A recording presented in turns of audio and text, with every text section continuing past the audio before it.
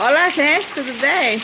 Esse aqui eu quero falar para vocês que é o meu galão que eu coloco para encher d'água, para mim regar as plantas, porque eu sei que essa água faz muito bem, né? Sem cloro, sem nada, direto do céu.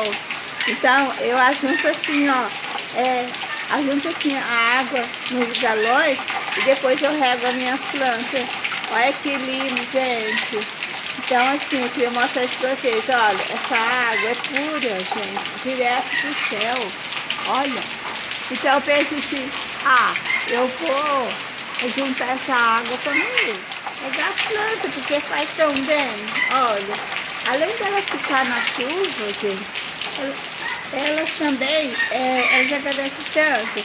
Eu falei assim, eu vou juntar essa água e regar. Olha que beleza. Essa ali, ó, é a minha íris, que é confundida com orquídea, né? Olha como ela tá feliz.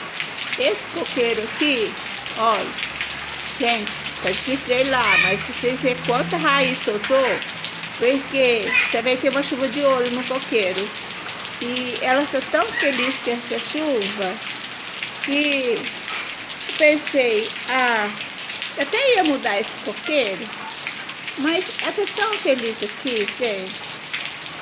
Deu tanta raiz. O coqueiro tá tão bem ali nesse lugar, nesse cantinho. A chuva de ouro também mais embaixo. E a valquiriana de lá. Mas ela tá tão bem. E também naquele tronco maior que é desse. Olha, de longe dá pra vocês verem. Eu devia sei lá por causa da chuva, gente. Tá chovendo forte, né? Mas tá uma delícia aqui. Mas eu vou lá. Olha, gente. Olha que maravilha de raiz. Olha aqui. Isso que elas agradecem a chuva. Gente, olha tudo de raiz. Isso tudo depois da chuva. Olha. O que começou? Começou muito. Olha, ela cresceu assim. De repente. A resposta depois da chuva, gente, é fantástica. Olha aqui, a chuva de ouro.